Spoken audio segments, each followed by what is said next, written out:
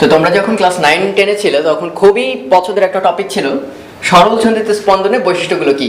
তোমাদের পরীক্ষায় আসতে এবং সবাই খুব ভালোভাবে পারতাম আমরা। বৈশিষ্ট্যগুলো কি কি আমরা এরকম মনে আছে তোমাদের মনে পড়ে কথা? এটি একটি পর্যাবৃত্ত গতি, এটি একটি সরলরৈখিক গতি, এটি একটি স্পন্দন গতি, এর ত্বরণ সাম্যাবস্থা থেকে সরণের মানের সমানুপাতিক এবং দিক সর্বদা একটা নির্দিষ্ট বিন্দু অভিমুখী এবং ত্বরণ সাম্যাবস্থা থেকে সরণের মানের বিপরীত দিকে। এরকম মানে 4টা পয়েন্টের মধ্যে খুব দ্রুত আমরা লিখে ফেলতাম। এবং আজকের লেকচার পরে একটু খেয়াল করে দেখবা যে ওখানে পয়েন্টগুলো কিন্তু এতগুলো লাগে না কেন খেয়াল করো। প্রথম কথা লিখতো এটি একটি পর্যাবৃত্ত গতি। আচ্ছা তোমরাই বলো, জিনিসটার নাম সরল ছন্দিত স্পন্দন। তা আমরা একটু আগে শিখলাম কি স্পন্দন গতি হতে হলে তাকে অবশ্যই কি হতে হবে? পর্যাবৃত্ত গতি, কারণ ওটারই একটা সাবসেট হচ্ছে স্পন্দন গতি, একটা অংশ মাত্র। তার মানে স্পন্দন গতি বলার সাথে সাথে এটা পর্যাবৃত্ত গতি হয়ে গেছে। তো এরপর বলা হতো এটি একটি পর্যাবৃত্ত গতি, এটি একটি স্পন্দন গতি, বলার অপেক্ষা রাখে না, নাম শুনে বোঝাচ্ছে তো এটি একটি স্পন্দন গতি। ঠিক আছে, শুধু তাই না, এটি একটি সরল রৈখিক গতি।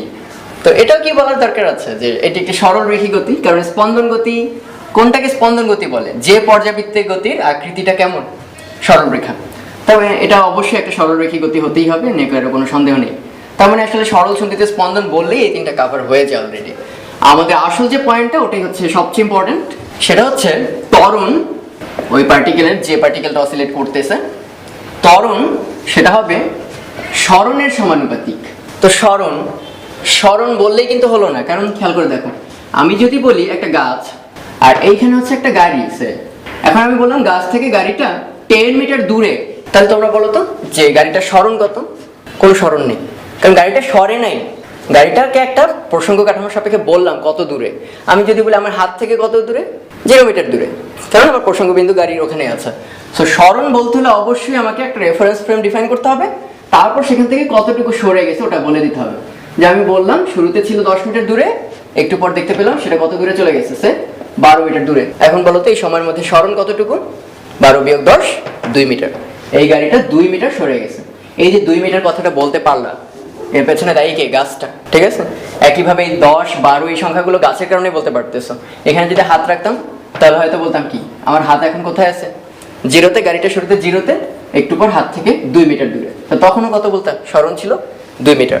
তার মানে আমি যখনই সরণ কথাটা বলবো বা দূরত্ব, অবশ্যই একটা প্রসঙ্গ কাঠামো বা যার সাপেক্ষে তুমি মাপবা ওটা বলে নিতে হবে। তো একইভাবে আমরাও যেহেতু বলছি ত্বরণ সরণের সমানুপাতিক, বললেই চলবে না, বলে দিতে হবে কোত্থেকে মাপা হচ্ছে, অবশ্যই বলে দিতে হবে।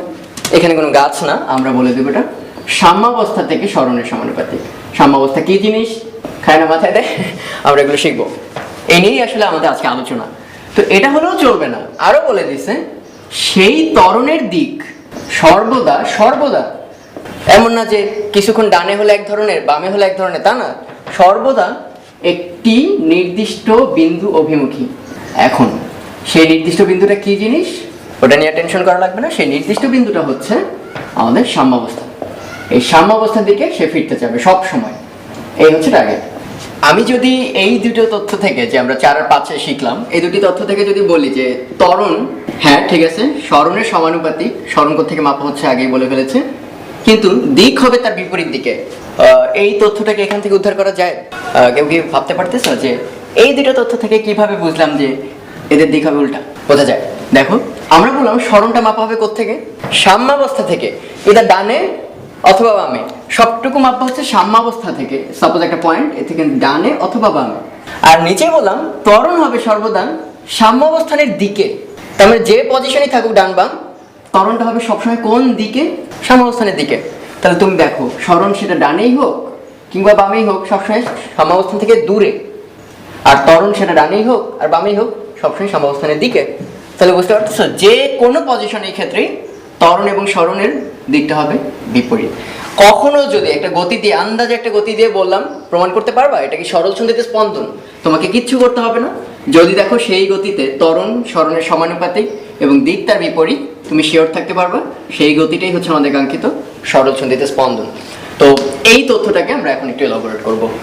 আমরা কিভাবে বুঝলাম যে ত্বরণ, সাপোজ আমরা এ দিয়ে লিখলাম অ্যাক্সিলারেশন, আর সরণ পরস্পর অপোজিট দিকে, কিভাবে বুঝলাম? তো এরকম একটা উদাহরণ দিই, যে এরকম একটা গতির উদাহরণ দিই। তোমাদের প্র্যাকটিক্যালি এরকম কোনো উদাহরণ মাথায় আসে? খুবই সহজ উদাহরণ হচ্ছে স্প্রিং এর গতি। একটা স্প্রিং, নিচে একটা লোড ঝুলানো।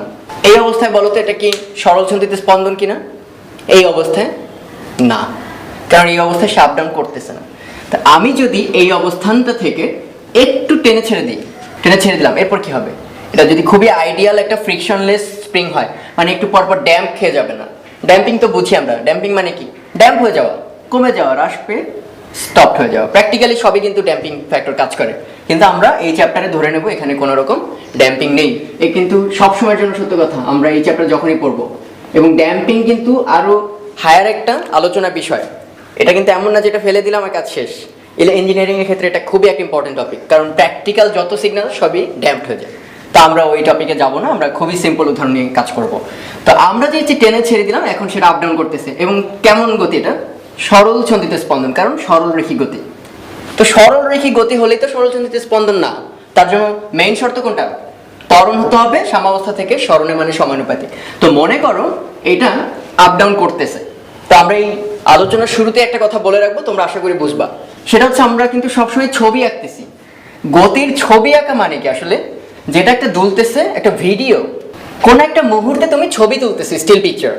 তাই আমি যখন বলবো এই যে একটা সরল ছন্দিত স্পন্দনের উদাহরণ, অবশ্যই বুঝবা ওটা কোন একটা মুহূর্তে। এর পরের মুহূর্তে এটা নিচে নামবে, তারপরের মুহূর্তে এটা উপরে উঠবে। তো আমরা ওরকম একটা মুহূর্ত চেক করতেছি। মনে করো কোন এক মুহূর্তে সে নিচের দিকে, তাহলে স্প্রিং এর কি অবস্থা থাকবে? আরো প্রসারিত অবস্থা থাকবে, টান টান। তো এরকম আরো টান টান হয়ে মনে করো এখন ওই লোডটা আরেকটু নিচে, এই এইটাকে আমরা বলবো সাম্যাবস্থান।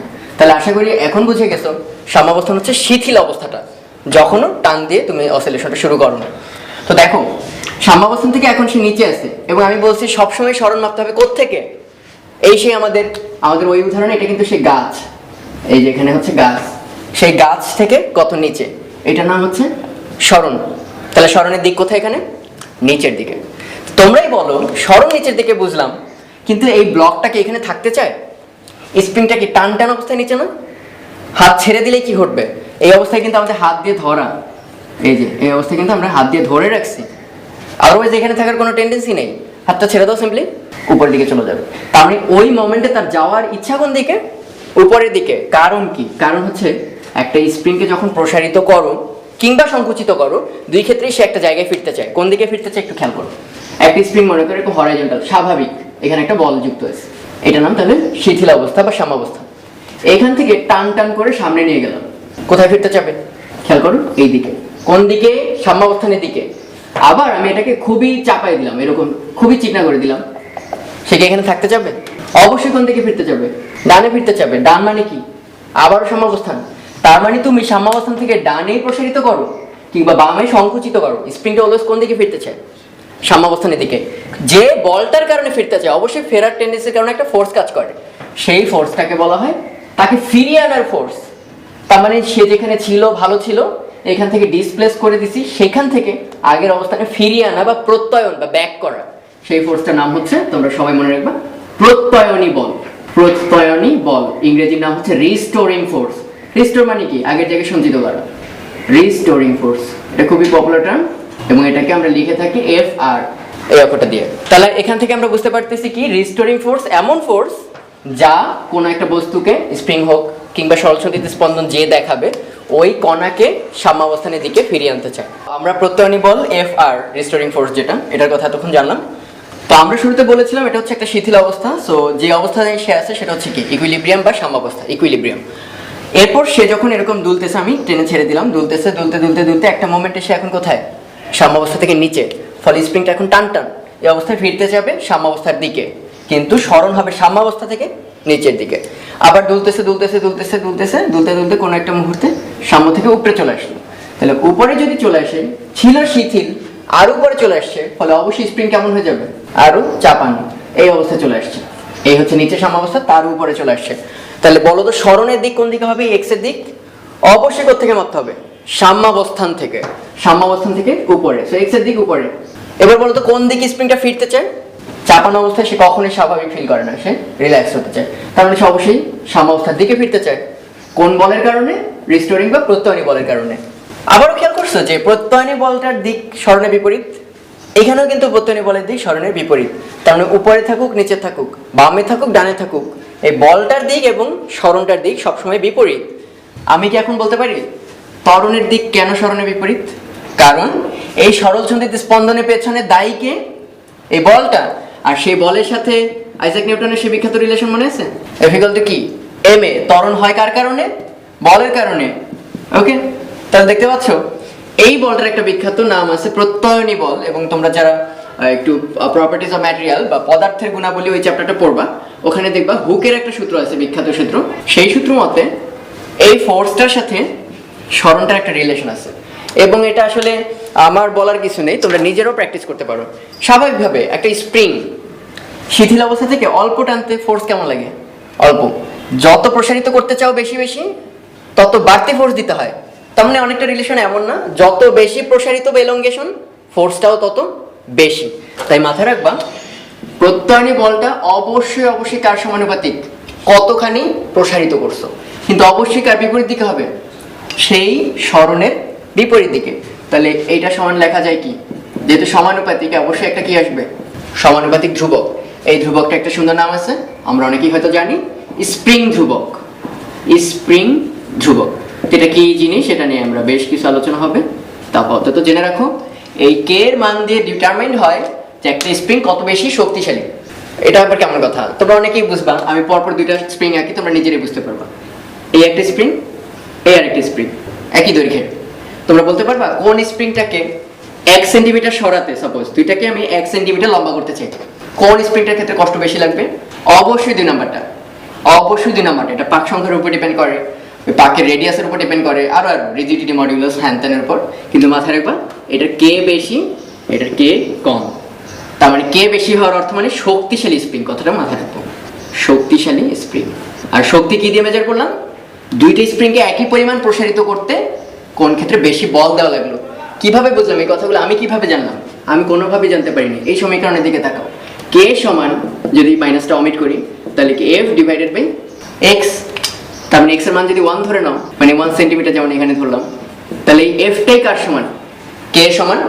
তাহলে আমি যদি দুইটা স্প্রিংকে 1 সেন্টিমিটার করে প্রসারিত করি, যে ক্ষেত্রে আমার F বড় লাগবে সেটাই কি? কে বড়। আর F বড় লাগার অর্থ কি? ওই স্প্রিং তত টাইট। তোমরা অনেকে ওই জিমন্যাস্ট যারা করে, ওই হাতের অনেকগুলো মাসল পাঞ্চিং মেশিন দেখছো না একটা, অনেক শক্ত, যে ওই স্প্রিংগুলো কত বেশি দৃঢ় তাহলে বুঝে দেখো। হ্যাঁ, আর আমাদের বাসার যে স্পেশাল স্প্রিংগুলো, ওই যে স্ট্যাপলারের স্প্রিংটা দেখছো আশা করি, খুবই লুজ। ঠিক আছে, তো এই ব্যাপারটা একটু মাথায় রাখতে হবে। গে সম্পর্কিত ধারণা এতটুকু আপাতত। আমার হাতে দেখতে পাচ্ছ এখানে অনেক ওই পাঞ্চ করা একটা মেশিন। তো এইখানে একটা স্প্রিং দেখা যাচ্ছে এবং এই স্প্রিংটা যথেষ্ট টাইট। তোমরা হাত দিয়ে যখন চাপবে তখনই বুঝতে পারবা। খেয়াল করছো স্প্রিংটা শেপ? আর এইখানে একটা স্প্রিং আছে, খেয়াল করো। সবার পাশে স্ট্যাপলার আছে, তোমরা চেক করে দেখবা। একই পরিমাণ প্রসারিত করতে কোন ক্ষেত্রে বেশি ফোর্স লাগে? এখানে প্রসারিত না, এক্ষেত্রে সংকুচিত। একই পরিমাণ চাপাইতে অফকোর্স এই ক্ষেত্রে বেশি এনার্জি লাগে। এনার্জি বলতে আমরা এখানে ফোর্সটা বুঝবো। ওকে, তাহলে আমাদের ডিসিশনটা কি হবে? এইটার কে, এই স্প্রিং এর কে এর চেয়ে কি হবে? অনেক বেশি। তো তাহলে আমরা জেনে গেছি যে কেন ত্বরণটা সরণের সমানুপাতিক। সমানুপাতিক কেন? কারণ ত্বরণটা যে বলের কারণে হয়েছে সেটা হচ্ছে হুকের সূত্র মানে। আর হুকের সূত্র কি বলে? একটা স্প্রিংকে যত বেশি প্রসারিত করবা তত গুণ বেশি তোমাকে বল প্রয়োগ করা লাগবে। তার মানে বল এবং প্রসারণ এই দুটো পরস্পর সমানুপাতিক। যত প্রসারিত করব তত বেশি বল দিতে হবে। আর দিক যে বিপরীত সেটা তোমরা ওই ছবিতে এটা পাচ্ছ। এই যে ফোর্সের ডিরেকশনটা সরণের ডিরেকশনের বিপরীত, সেটা উপরেই হোক নিচেই হোক, বাম কিংবা ডান যেখানেই হোক। তাহলে দেখো এফ আর বা প্রত্যানী বল সমান আমরা এখন কি লিখতে পারি? হুকের সূত্র অনুসারে এফ আর সমান মাইনাস কে এক্স। মাত্র আমরা শিখলাম কে হচ্ছে স্প্রিং ধ্রুবক, তাহলে এফ আর এর জায়গায় আমরা লিখতে পারি K X equal to M A. তাহলে এ সমান minus K by M into X. এ খুবই বিখ্যাত একটা সূত্র, অনেকবার কাজে লাগবে, তোমরা আপাতত একটু মনে রাখো। তো এখানে কে এবং এম দুইটাই কি কনস্ট্যান্ট না? একটা মাত্র স্প্রিং, ফলে ওই স্প্রিং এর গুণাবলী তুমি চেঞ্জ করতে পারবা না।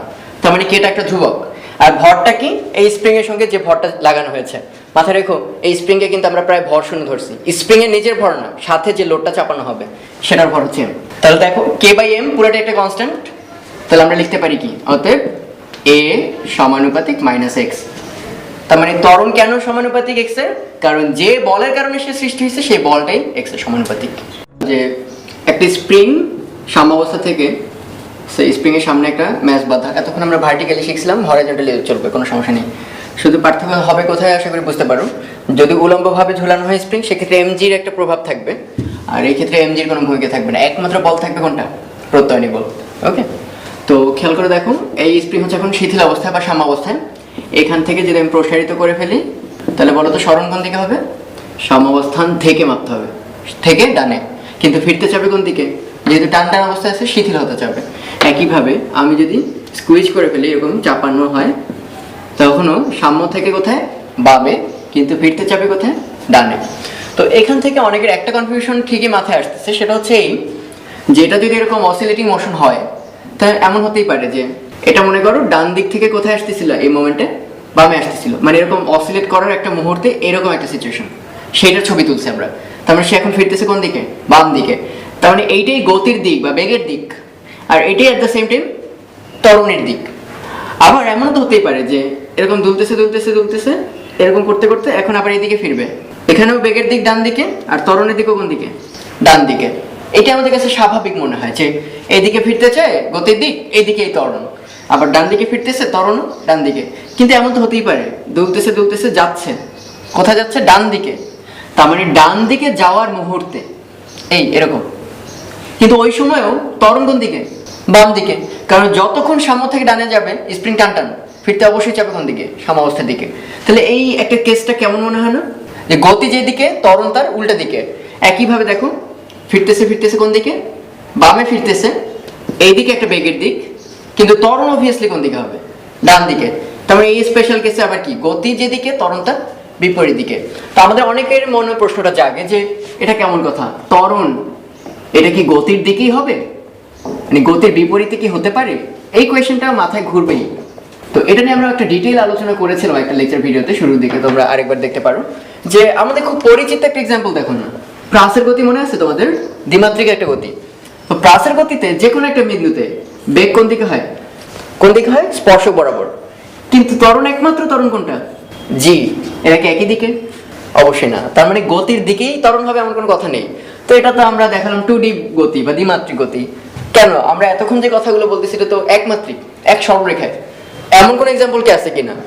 অবশ্যই আছে। দেখো আমরা যদি একটা বলকে নিচ থেকে খাড়া উপরের দিকে ছুঁড়ে মারি, তাহলে একটু খেয়াল করো, গতির দিক কোন দিকে?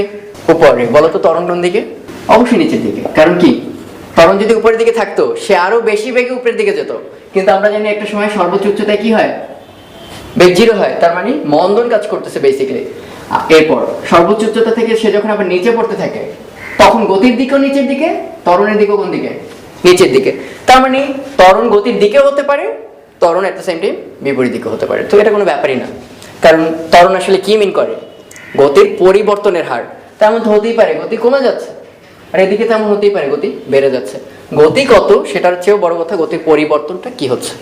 তো আমরা ক্লাস 9-10-এ যখন পড়তাম তখন একটা কোয়েশ্চেনের মুখোমুখি হতাম, প্রায় অবজেক্টিভে কিংবা ক্লাসে যাই বলো, আমার অন্তত হতে হচ্ছে, এটা তো আমরা সবাই চিনি, সরল দোলক, ওই যে সেই বিখ্যাত ভারবিহীন অপ্রসারণশীল নমনীয় সুতা, হ্যাঁ। তো এবং আকারবিহীন আকৃতিবিহীন সাইজ নাই এমন একটা ভারী বব, এ নিয়ে একটা আদর্শ পেন্ডুলাম গঠিত হয়, সরল দোলক।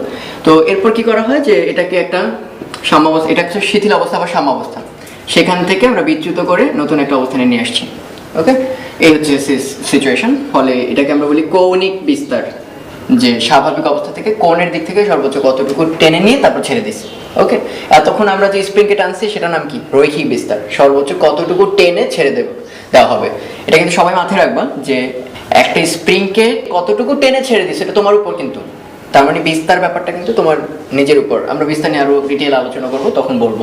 তো এখন আমাদের কোয়েশ্চেনটা হচ্ছে এই যে ক্লাস 9-এ থাকতে আমরা পড়তাম এমন যে ববটাকে যখন এই পজিশনটাকে বলে বিস্তার অবস্থান, আর এই শিথিল অবস্থানটাকে বলে সাম্যাবস্থান। তো এখন এটা তো আমরা খুবই কমন সেন্স যে এটা যদি এরকম দুলতে থাকে ববটা, অবশ্যই দুলতে দুলতে দুলতে দুলতে এখানে কি থেমে যায়, তারপর আবার বাড়তে বাড়তে বাড়তে এখানে কি হয়? ম্যাক্সিমাম হয়। সো এটা আমাদের খুবই কমন সেন্স যে এইখানে বেগ হবে 0 আর এখানে বেগ হবে ম্যাক্সিমাম। এটা নিয়ে আমাদের কারো কোনো কনফিউশন নেই। একইভাবে এটা যখন সিমেট্রিক ওয়েতে বাম দিকে যাবে, এখানে আবার বেগ হবে কত? 0। এটা আমরা সবাই বুঝি যে বিস্তার অবস্থানে বেগ হবে সর্বনিম্ন আর সাম্যাবস্থানে বেগ হবে সর্বোচ্চ। কিন্তু আশ্চর্য লাগতো যে জিনিসটা, যেখানে বেগ সর্বোচ্চ, ত্বরণের সাথে আমরা জানি বেগের একটা রিলেশন আছে, বেগ সর্বোচ্চ অথচ এখানে ত্বরণ নাকি 0, আর যেখানে বেগই নাই সেখানে ত্বরণ নাকি সর্বোচ্চ। একইভাবে এখানেও ত্বরণ নাকি সর্বোচ্চ।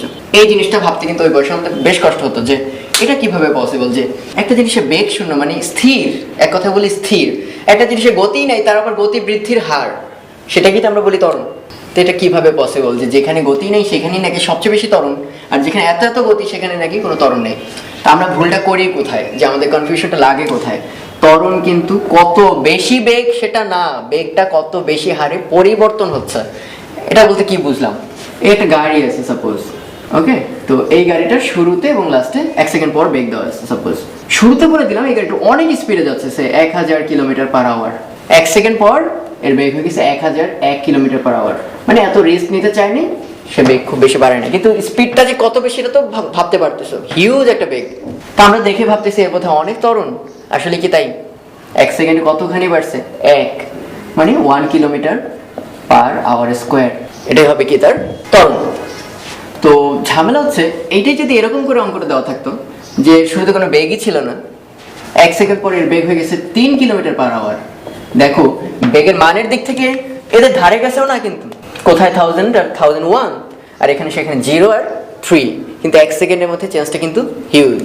1 সেকেন্ড না, আমরা ওই মেজার করে নিই আর কি, তো একক সময় ধরে নেব আমরা। এখানে কিন্তু ত্বরণের পরিমাণ কত? 3 কিলোমিটার/আওয়ার², যেখানে এখানে ছিল 1। তার মানে বেগের মানটা কত বেশি এটার সাথে ত্বরণের রিলেশন নাই। বেগের মানটা কত দ্রুত পরিবর্তন হচ্ছে, এখানে দেখো ছিল 0, হঠাৎ করে কত হয়ে গেছে? 3 হয়ে গেছে, তাই বেগের চেঞ্জটা অনেক বেশি। তাই সাম্যাবস্থায় বেগের মান অনেক বেশি, এটা ম্যাটার না। এই বেগের মানটা কি চেঞ্জ হয়, এটা আমরা চেক করব। আর এখানে দেখো বেগের মানটা 0, কিন্তু তার একটু আগে কি ছিল, মানে কত থেকে 0 হয়েছে এবং সেটা কত দ্রুত হয়েছে তার উপর ডিপেন্ড করবে এখানে ত্বরণ আদৌ আছে কি নাই। তো আমরা এখানে একটু চেক করব যে বেগের মান অল্প হলেও যে ত্বরণ অনেক বেশি থাকতে পারে, তার একটা প্রমাণ আমরা বাস্তব জীবনে দেখে আসছি, সেই জিনিসটা আমরা এখন একটু বলবো। তো আমরা এখন দেখতে চাই যে একটা বস্তুর বেগ 0, তখন তার ত্বরণ থাকতে পারে কিনা। তো কোয়েশ্চেনটা শুনে কেমন একটু অদ্ভুত লাগে যে স্থির বস্তুর আবার ত্বরণ কি। আসলে কোয়েশ্চেনটা একটু পাল্টে বলছি আমরা, বিষয়টা এরকম না যে একটা বস্তু থেমে থাকলে তো আসলে তার কোনো ত্বরণই নেই। থেমে গেলে, মানে চলমান অবস্থায় ছিল সেখান থেকে হঠাৎ যদি থেমে যায়, অবশ্যই তাকে কি ব্রেক করতে হয়েছে না? ব্রেক মানে ফোর্স, ফোর্স মানে কি থাকবে? ত্বরণ থাকবে। তো আমরা প্র্যাকটিক্যাল একটা এক্সাম্পলে চলে যাই, খুবই কমন উদাহরণ, যে আমরা একটা বস্তুকে খাড়া উপরের দিকে ছুঁড়ে মারছি। তো ছুঁড়ে মারছে মনে করো 20 মিটার/সেকেন্ড বেগে, ওকে। তো আমরা দুটো ফর্মুলাও জানি, যে v = কি, উপরের দিকে খাড়া ছুঁড়ে মারলে v = u - gt। আর যে কোনো সময় ত্বরণ, আশা করি না বললে বুঝছো, এখানে ত্বরণ একমাত্র ত্বরণ কে? জি ত্বরণ। তাই যদি হয় তো তোমরা একটু, আমি কয়েকটা মান একটু লিখে দিতেছি। তো আমি এখানে দেখাচ্ছি এই যে একদম আদিতে, মানে টাইম যখন কাউন্টিং শুরু করছি তখন বেগ কত ছিল? আদি বেগ 20 মিটার/সেকেন্ড।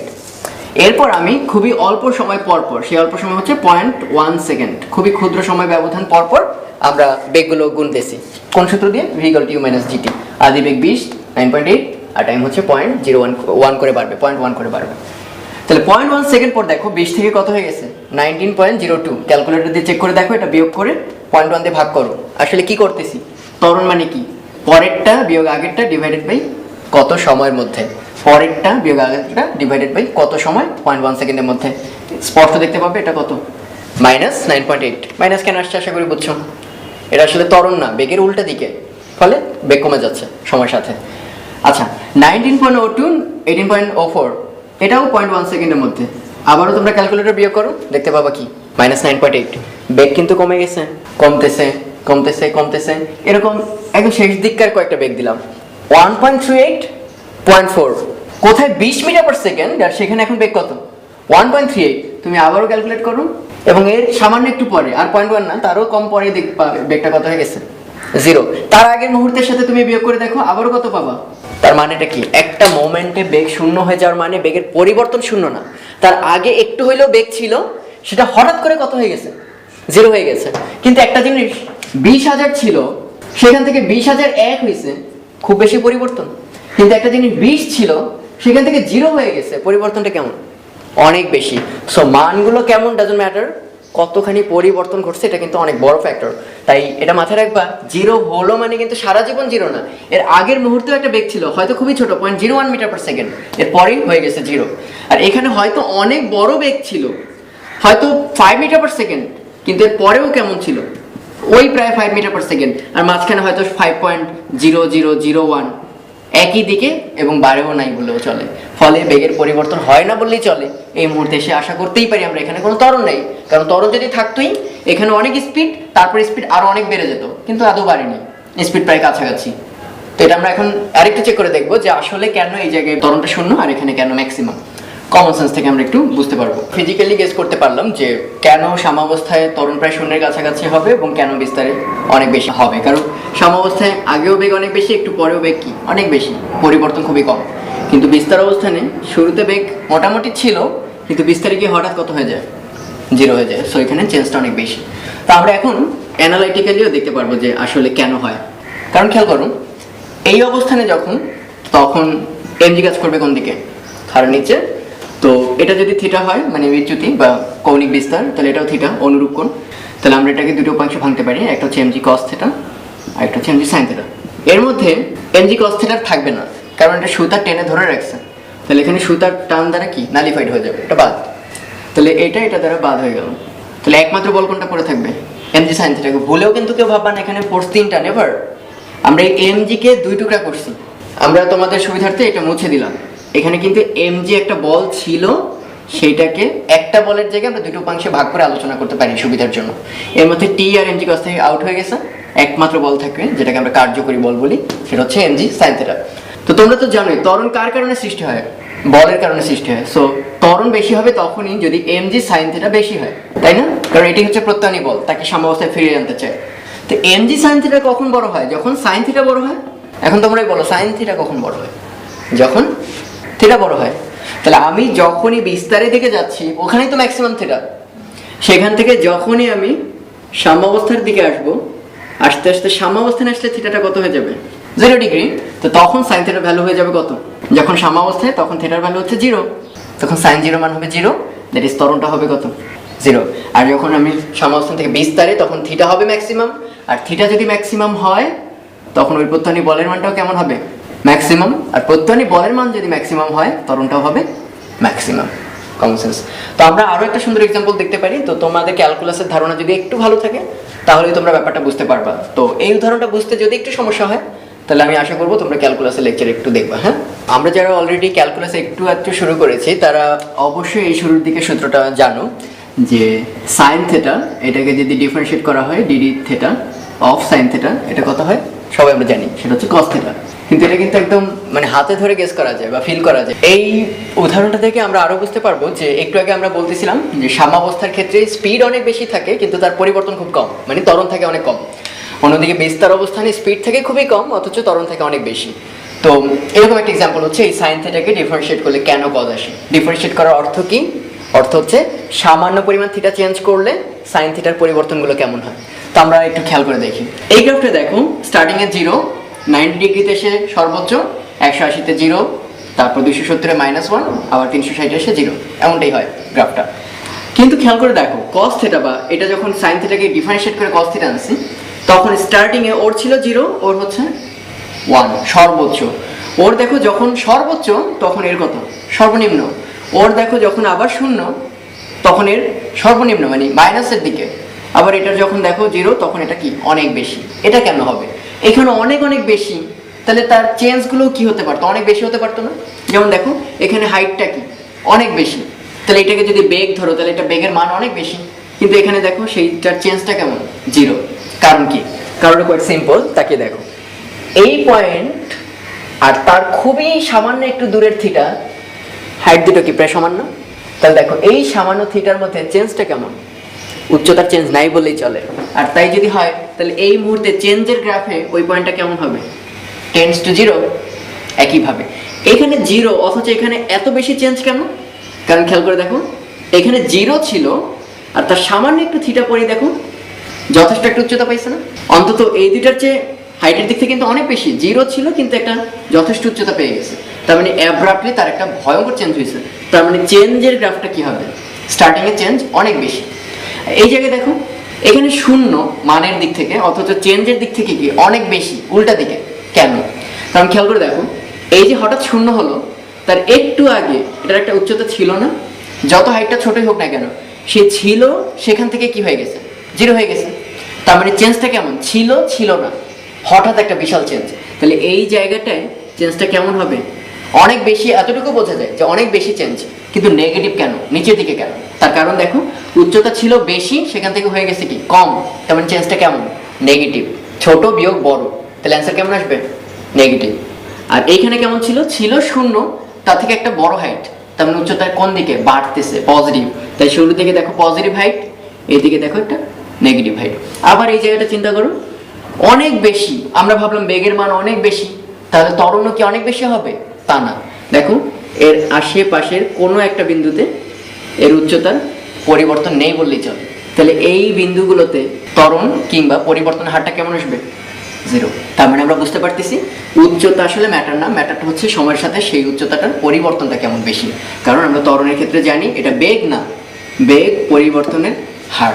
ঠিক আছে, তো আমরা এখন সরাসরি মানে এতক্ষণ যত আলোচনা ছিল সেটা হচ্ছে সরলসন্ধিত স্পন্দনের বেসিক। পর্যাবৃত্ত গতি, স্পন্দন গতি বলতে আমরা কি বুঝতাম, ত্বরণ, সরণ এবং বেগের মধ্যে কিছু রিলেশন। কিন্তু এখন আমরা সরাসরি দেখব যে সরলসন্ধিত স্পন্দনের সাথে বৃত্তাকার গতির একটা সম্পর্ক আছে। কারণ তোমরা যদি একটু পড়াশোনা করে থাকো দেখবা সরলসন্ধিত গতির যে সমীকরণটা, তার মধ্যে অদ্ভুত হলেও সত্য, আমরা এতক্ষণ ধরে এত সুন্দর করে বললাম যে সরলসন্ধিত গতি হচ্ছে একটা সরলরেখী গতি, সরল রেখায় আপডাউন হবে। সেখানে একটা ওমেগা টার্ম আছে। ওমেগা হচ্ছে আমরা অলরেডি ঘূর্ণন গতি যদি সম্পর্কে জেনে থাকি, এটা হচ্ছে বৃত্তাকার গতির মোশন। হ্যাঁ, কত কৌণিক বেগে ঘোরে, সেটার জন্য অবশ্যই একটা বৃত্ত মাস্ট। কিন্তু আমরা যে গতিটা শিখছি সেটা কেমন, সরল রেখায় চলে। তো সরল রেখার সাথে বৃত্তের সম্পর্কটা কোথায়, ওটাই আমরা এখন একটু জানবো। তো একটা প্র্যাকটিক্যাল এক্সাম্পল দিই যে বৃত্ত গতির সাথে বা একটা জিনিস ঘুরতেছে তার সঙ্গে একটা সরলরেখী গতির প্র্যাকটিক্যাল কোনো এক্সাম্পল তোমরা কখনো দেখেছ? খুবই কমন, খুবই কমন। সেটা হচ্ছে সেলাই মেশিন। তোমরা যদি খেয়াল করে দেখো যে বাম পাশে থাকে সুইটা আর ডান পাশে থাকে হ্যান্ডেল, যেটা রোটেট করে। তো দেখো আমি যদি রোটেশনটা আস্তে করি, সুইটা কি আস্তে আপ ডাউন করে, আর যদি দ্রুত করি, তার মানে এটার আপ ডাউন ভেলোসিটি বা বেগের সাথে ওইটা কত দ্রুত চরকির মতো ঘোরে তার একটা রিলেশন আছে। তার মানে ওই ওমেগার সাথে আপ ডাউনের একটা ভালো রিলেশন আছে। তো আমরা ওইটাই এখন অ্যানালিসিস করব যে সাপোজ এরকম একটা বৃত্তাকার চাকতি, সেই চাকতিতে এরকম একটা কাঁটা আছে, নিচে যে দাগটা দেখতে পাচ্ছ ওই কাঁটার উপর একটা বল খাড়া করে রাখা আছে, আর এই পাশ থেকে আমরা লাইট ফেলতেছি, ভার্টিক্যালি লাইট ফেলতেছি। তাহলে কি হবে, এখানে একটা পর্দা রাখা, পর্দায় কি পড়বে, অবশ্যই এই বস্তুটা একটা ছায়া পড়বে। তো আমরা একটু পর্যাবৃত্তিকভাবে আলোচনা করি যে শুরুতে যখন কাঁটাটা এই পজিশনে, তখন তার একটা ছায়া পড়বে কোথায়, একদম মিড পয়েন্টে। এরপর এটা এইদিকে ঘুরতেছে, আমরা এই যে ডিরেকশনটা দেখাচ্ছি, ঘুরতে ঘুরতে ঘুরতে ঘুরতে ঘুরতে এই যে এই চরকির কাঁটাটা এখন এইখানে, এখন এইখানে, এই যেভাবে ঘুরতে থাকবে না। তো তখন কি হবে, এই ছায়াটাও একটু একটু একটু করে কি হবে, উপর দিকে উঠবে। একটা সময় যখন এই পয়েন্টে চলে আসবে তখন সেটাও কি ছায়া ওই পর্দার সর্বোচ্চ পয়েন্টে থাকবে। এরপর যখন আবার ডানে আসবে তখন কিন্তু ছায়া নামতে বাধ্য। আস্তে আস্তে আস্তে যখন আবার এই পয়েন্টে চলে আসবে তখন এটা আবার কোথায় চলে আসবে, এই আবার শুরুতে যে পয়েন্টে ছিল। এটা যখন নিচের দিকে নামবে, ছায়াও নিচে নামবে। একটা সময় যখন এই পয়েন্টে আসবে তখন আবার নিচের দিকে মিনিমাম পজিশনে থাকবে। ওকে, তারপর আবার ঘুরতে ঘুরতে ঘুরতে ঘুরতে একদম আদি পজিশনে চলে আসবে।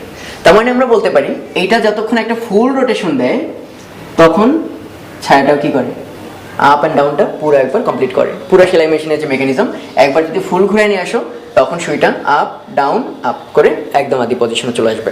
একইভাবে আমি যদি এটাকে স্পিড বাড়াই, স্পিড বাড়ানোর অর্থ কি, ওমেগা বাড়ানো, তাহলে ওটার আপ ডাউন ভেলোসিটিটাও বাড়তে থাকবে। তো আমাদের এখন টার্গেট হচ্ছে যে ওইটার উপরে দেখো একটা অক্ষ আঁকছি আমরা, সেটাকে আমরা এক্স অক্ষ বললাম। সেই অক্ষটা হবে ছায়াটার হাইট। এমন হলে খুবই ভালো হতো যে সময় যাচ্ছে সময় যাচ্ছে, সময়ের সাথে আমরা ছায়ার উচ্চতার একটা সম্পর্ক চাই। তেমন যদি হতো কাটা খালি বাড়তেছেই বাড়তেছেই, তখন ছায়াটাও কি হতো, সময়ের সাথে কেবল বাড়তেছিলই। তা আমি সরাসরি লিখতে পারতাম ছায়ার হাইটটা সরাসরি কার সমানুপাতিক, সরাসরি কার সমানুপাতিক, এখানে আমরা বলতে পারতাম যে সাপোজ টাইমের সাথে সমানুপাতিক। সময় 2 সেকেন্ড, হাইটও 2, সময় 4 সেকেন্ড, হাইটও 4, মানে সময়ের সাথে সরাসরি বাড়তেছে। কিন্তু তাই কি ঘটনা, আমরা দেখলাম সময়ের সাথে একটু সময় বাড়ে, আবার শূন্য হয়, আবার নিচের দিকে আবার শূন্য হয়। তো গতিটা কেমন অদ্ভুত না, বাড়ে কমে, আবার নেগেটিভ দিকে বাড়ে কমে। এরকম কোনো গতি তোমাদের মাথায় আছে কিনা, কখনো শুনছো? তো এরকম একটা গতি আমাদের সাথেই থাকে সবসময়, আমরা ওইটা একটু অ্যানালিসিস করবো এখন। আমরা এখন সেই বৃত্তাকার গতির সাথে ওই আপ ডাউন ভেলোসিটির একটা সম্পর্ক নিরূপণ করতে চাই। তো আমরা আসলে দেখতে চাই, দেখলাম যে ছায়াটার উচ্চতাটা সরাসরি সময় সমানুপাতিক না, মানে সময় বাড়তেই থাকবে, সময় তো আর কখনো কমে না, সময় তো চলে যেতেই থাকবে। সময়ের সাথে সে খালি বাড়েই না, একটু পর কমে, আবার নিচের দিকে বাড়ে, আবার কমে। তো এরকম একটা সম্পর্ক আমরা সাইন থিটার ক্ষেত্রে জানি, যে এই পাশে থিটা একটু আগে আমরা খেয়াল করছি, আর উপরে যদি সাইন থিটার মানগুলো রাখো তাহলে তোমরা জানো সাইন 0 ডিগ্রির মান কত, 0। সাইন 45 মান 1/√2 বা 0.7। তারপর সাইন 90 ভ্যালু কত, 1। এরকম করে সাইন 135 আবার 0.7। এরপর মজার ব্যাপার দেখো, সাইন 180-তে এসে আবার 0, সাইন আরো 45 বারো 225 এসে মাইনাসের দিকে, এগুলো কিন্তু সব মাইনাস ভ্যালু। তার মানে বুঝতে পারতেছো যে থিটার সাথে সম্পর্কটা কেমন? শুরুতে শূন্য, যেমন এখানে ছায়ার উচ্চতা কত ছিল? শূন্য। একটু পর ছায়ার উচ্চতা বাড়তে বাড়তে বাড়তে ম্যাক্সিমাম, এখানেও ছায়ার উচ্চতা ম্যাক্সিমাম। একইভাবে আবার দেখো কমা শুরু করতে করতে জিরো, ওপর থেকে নামতে নামতে জিরো, একইভাবে নিচের দিকে বাড়তে বাড়তে ম্যাক্সিমাম, নেগেটিভ যেটা এখানেও নিচে নিচে ম্যাক্সিমাম, একটা সময় এসে আবার শূন্য, এবং এই গতিটা রিপিট করতেই থাকবে অসীম পর্যন্ত। একইভাবে আমাদের স্প্রিং বা ছায়া এগুলোকে আপ ডাউন করতেই থাকবে। তো আমরা খুবই খুশি যে থিটার সাথে আমরা একটা রিলেশন পাইলাম, যে থিটা যদি চেঞ্জ করতে পারি তাহলে গতিটা ছায়ার উচ্চতার মতো হয়। কিন্তু আমরা সেটা চাই না, আমরা চাই কার সাথে সম্পর্ক দিতে? সময়ের সাথে। তার মানে আমাদের এখন নেক্সট টার্গেটটা কি? থিটার সাথে কার রিলেশন এস্টাবলিশ করতে? সময়ের একটা সম্পর্ক এস্টাবলিশ করতে চাই।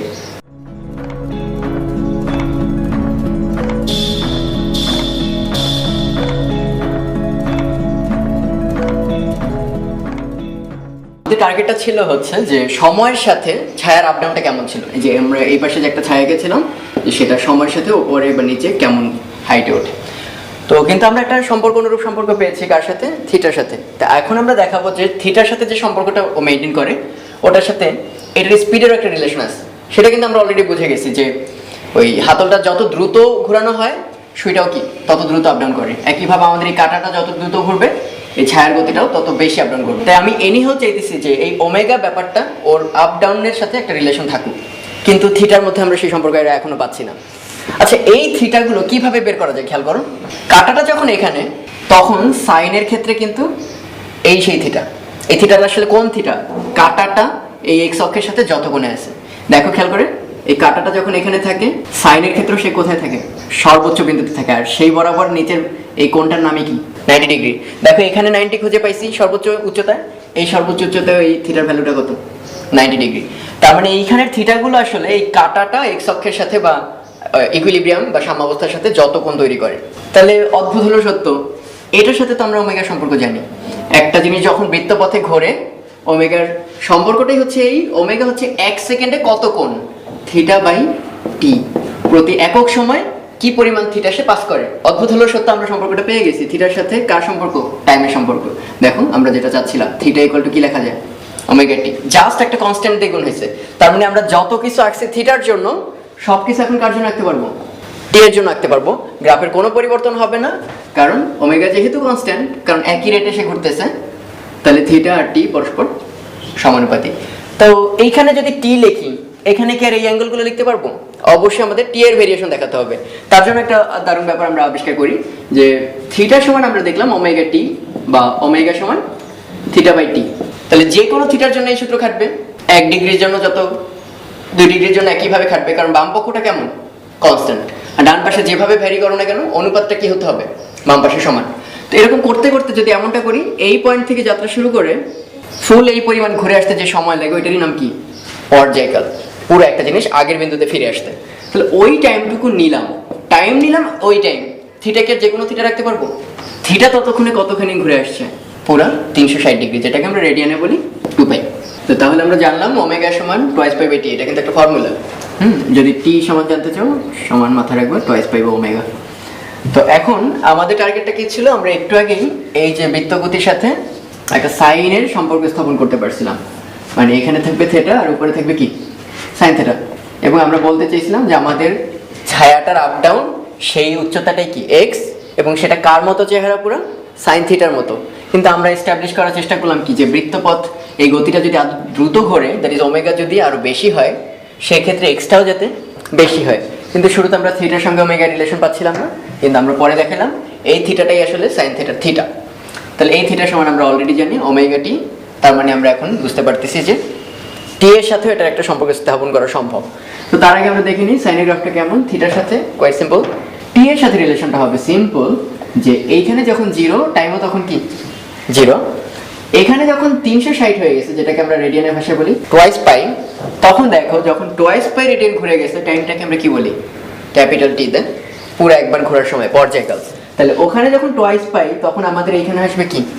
ক্যাপিটাল টি, মানে ফুল একবার সাইকেল কমপ্লিট করছে। ওখানে যখন পাই, তখন আমাদের কতটুকু করছে? অলরেডি অর্ধেক। ওখানে যখন 90 ডিগ্রি, তখন আমাদের কতটুকু করছে? 4 ভাগের 1 ভাগ। ওখানে যখন কত? 270 ডিগ্রি, তখন আমাদের করছে 3t/4 সময়। তার মানে অবিকল গ্রাফটা আমি আরেকবার আঁকবো। কিন্তু আগের থিটাগুলোর পরিচয় এবার হবে টাইম দিয়ে, যে যতক্ষণে সে 360 ডিগ্রি ঘোরে ততক্ষণে সে পর্যায়কাল পরিমাণ সময় চলে গেছে। তার মানে আমরা থিটার ভার্সনে টোয়াইস পাই বা 360 ডিগ্রি যে কথা, টাইমের ভার্সনে ক্যাপিটাল টি বা পর্যায়কালটা একই কথা। ফলে এই দুটো গ্রাফের মধ্যে কেউ কোনো আমরা পার্থক্য করবো না, এবং এরপর থেকে আমরা যত কিছু রিলেশন এস্টাবলিশ করবো সব সময় সাপেক্ষে। হ্যাঁ, কারণ আমাদের আসলে এই সরণ বা ছায়ার উচ্চতা বের করে থাকলে চলবে না, সেই ছায়া কত জোরে আপডাউন করে, কত দ্রুত, সেই বেগ বের করতে হবে। আর বেগ কিভাবে বের করে? সময় সাপেক্ষে ব্যবকলন বা ডিফারেন্সিয়েট করে। সো এরপর আমরা এখন থেকে শুরুতে আমরা লিখতে চাইছিলাম যে খুবই ভালো হইতো যদি ছায়াটা সবসময় সবার সাথে বাড়তো, তাহলে সমানুপাতিক হতো। কিন্তু ফাংশনটা এত সুন্দর না, সেটা দেখতে কার মতো? সাইন থিটার মতো। আমরা এখন এখান থেকে অ্যানালাইসিস শুরু করবো, যে সাইনের সাথে আমরা সম্পর্কটা স্থাপন করবো। তো আমরা এতক্ষণ শিখেছি যে একটা বৃত্তাকার গতির সাথে, যে এখানে একটা বল ছিল, এই পাশ থেকে আমরা লাইট ফেলেছিলাম এবং এই পাশে কি দেখতে পেয়েছি, যে এর কারণে ছায়া আপ ডাউন করে। এখানে যদি ঘুরতে ঘুরতে এখানে আসে, এখানেও ছায়া চলে আসে, নামতে নামতে নিচে নামলে ছায়াটা আপ ডাউন করে। এবং আমরা দেখেছি যে সেই ছায়ার আপ ডাউন, দ্যাট ইজ উপরে আমরা যদি এক্স ধরি, যে ছায়াটা কত উপরে উঠলো, সেই ছায়াটার গতির সাথে আমরা কার সম্পর্ক পেয়েছি? Sine theta. থিটা চেঞ্জ হতে হতে ছায়া এক সময় বাড়ে, কমে। কিন্তু তারপর আমরা এস্টাবলিশ করলাম যে না, আমরা টাইমের সাথে রিলেট করবো এবং ওমেগার সাথে সম্পর্ক স্থাপন করবো, কারণ ওমেগাই ডিফাইন করবে যে এটা কত স্পিডে ঘোরে, আর কত স্পিডে ঘোরে সেটা ডিফাইন করবে ছায়াটা কত দ্রুত আপডাউন করে। কিন্তু ঝামেলা হয়েছে কিন্তু একটা জায়গায়, সেটা হচ্ছে এই প্রথম কথা, সাইন থিটা এটা সর্বোচ্চ ভ্যালু কত? 1। এটা সর্বোচ্চ ভ্যালু হতে পারে 1। তার মানে আমি বলতে চাই ছায়াটার সর্বোচ্চ হাইট হতে পারে 1। এটা কি হলো কথাটা আসলে? কারণ কাটার দৈর্ঘ্য যদি আরো বাড়িয়ে দিই, এই কাটাটা যদি আরো লম্বা হইতো, তখনই কি এটার উচ্চতা আরো বেশি হতো না? 2 হতো, 3 হতো, 5 হতো, আরবিট্রারি, মানে যা মন চায় তাই। তাহলে সাইনের কাছ থেকে তো আমরা 1-এর বেশি আশা করতে পারি না। তাহলে একটু চেঞ্জ কি আমাদের করা উচিত না? খুব বেশি চেঞ্জ না, সাইনের মতো আপ ডাউন করবে কিন্তু একটু বড়। সেটা আমরা কি করতে পারি ভাবো তো? প্রথম চিন্তা হতে পারে যে আমরা আরো কিছু যোগ করে দিই, সে আমরা 5 যোগ করে দিই। তাতে কি লাভ হবে? তোমাদের কি ধারণা? কোন একটা ফাংশনের সাথে যদি একটা কনস্ট্যান্ট যোগ করা হয়, তাহলে দেখো চেহারাটা কি হয়। এই ছিল স্বাভাবিক অবস্থায়, এর সঙ্গে যদি 5 যোগ করে দাও, তাহলে সে 5 ঘর সিম্পলি উপরে উঠবে। কিন্তু আমরা কি এটা চেয়েছিলাম? আমরা চেয়েছি ছায়াটার সর্বোচ্চ হাইট কত হবে? 5। তার মানে এটা 5 যোগ করলে হবে না। মাথায় রাখবা, ফাংশনের সঙ্গে যদি সিম্পল কনস্ট্যান্ট যোগ করো বা বিয়োগ করো, এটা উঠাবে কিংবা নামাবে, চেহারার কোনো চেঞ্জ করতে পারে না। কিন্তু আমরা যেটা চাই সেটা যদি আসলেই আনতে চাই, তাহলে আমাদের যোগ করলে চলবে না, এটা সামনে 5 রাখতে হবে সহগ হিসেবে। তাহলে কি সুবিধা দেখো, সাইন থিটার সর্বোচ্চ ভ্যালু কত? 1। তো যখন ও 1 দেখাবে, ছায়া তখন 5 দেখাবে। যখন সে 0 দেখাবে, ছায়া তখন 0 দেখাবে। তাহলে খেয়াল করো, গ্রাফের মৌলিক কোনো পরিবর্তন করেনি, জাস্ট পুরো গ্রাফটা অবিকল আগের পজিশনেই থাকবে। সর্বোচ্চ উচ্চতা আগের চেয়ে 5 গুণ হয়ে যাবে। আগে ম্যাক্স হাইট যদি 1 হয়, এখন ম্যাক্সিমাম হাইট কত হবে? 5 হবে।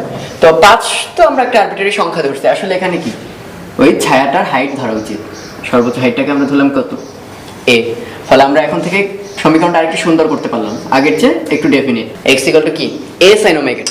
তো এখন আমরা বুঝতে পারি যে ওমেগা যত দ্রুত হবে, এটা তত বাড়বে, তত দ্রুতই কি আগের ভ্যালুগুলো তত দ্রুত পাবা।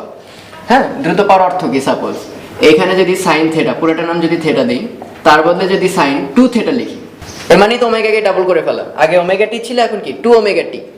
তাহলে মাথায় রাখবা চেঞ্জটা কোথায় হবে, গ্রাফের চেঞ্জটা এবার দেখতে পাবা আগের চেয়ে দ্রুত হবে। কত গুণ দ্রুত হবে? 2 গুণ দ্রুত হবে। সেটা আমরা পরে প্রমাণ করবো, বাট আপাতত গ্রাফে কি চেঞ্জটুকু হয় দেখো। শুরুতে যখন সাইন থিটা ছিল, তখন গ্রাফ ছিল এমন। এই পুরা সময়টার মধ্যে কি আবার আগের অবস্থানে ফিরে আসছে না? আবার একই জিনিস সাইকেল রিপিট করবে। এই যে জিনিসটা যতক্ষণে সে একবার রিপিট করলো, যদি এটা 2 থিটা হয়, মানে ওমেগা যদি ডাবল হয়, একই কাজটা সে কয়বার করে ফেলবে? 2 বার। তো তখন দেখতে পাবা এই সময়টুকুর মধ্যে অলরেডি একবার হয়ে গেছে, আবার এই সময়টুকুর মধ্যে আরেকবার হয়ে গেছে, আবার এই সময়টুকুর মধ্যে আরো একবার হয়ে গেছে। তার মানে বুঝতে পারতেছো যে ওর যখন অর্ধেক কমপ্লিট হয়, ততক্ষণ ওর একটা ফুল সাইকেল কমপ্লিট হয়। এই কথাটাকে আমরা কি বলি? ফ্রিকোয়েন্সি বাড়ছে না, দ্রুত হয়েছে, আরো ফ্রিকোয়েন্টলি করে কাজটা। তাই ওমেগা বাড়ানোর মানে হচ্ছে ফ্রিকোয়েন্সি বাড়ানো। এই জন্যই দেখবা ওমেগা, এই কথাটার একটা সুন্দর নাম আছে তোমাদের ফিজিক্স বইয়ে, অ্যাঙ্গুলার ফ্রিকোয়েন্সি বা কৌণিক কম্পাঙ্ক। অ্যাঙ্গুলার ফ্রিকোয়েন্সি কথা কিন্তু মিথ্যা না, কারণ অ্যাঙ্গুলার ফ্রিকোয়েন্সি তো আসলে বাড়লো। আগে যে 30 ডিগ্রি যত দ্রুত করতো, এখন কি ওই একই সময়ের মধ্যে 60 ডিগ্রি করে ফেলে, ডাবল করে ফেলে। এই হচ্ছে তার মানে অ্যাঙ্গুলার ফ্রিকোয়েন্সি বাড়লো, বা একই ভেরিয়েশনটা সে অর্ধেক টাইমে দিতে পারে। হ্যাঁ, আর আরেকটা জিনিস, অ্যাঙ্গুলার ফ্রিকোয়েন্সি যদি ডাবল হয় বলো তো পর্যায়কাল কি ডাবল হয়ে যাবে না আরো কমে যাবে? কমবে, কারণ এখন আরো টাইম কম লাগে। এর মানে কি, সে অল্প টাইমের মধ্যেই আগে কমপ্লিশনটা করতে পারে, বা আগে যখন একবার দিত ওই একই টাইমে এখন দুইবার দেয়, মানে আগেরটুকু করতে অর্ধেক টাইম লাগে। হ্যাঁ, তাই ওমেগা যদি ডাবল হয় তাহলে বুঝতে হবে টি হবে কত, অর্ধেক। এবং রিলেশনটা আসলে বোঝাই যায়, ওমেগা সমান আমরা কি জানি, টোয়াইস পাই বাই টি, একটার সাথে আরেকটা রিলেশন উল্টা।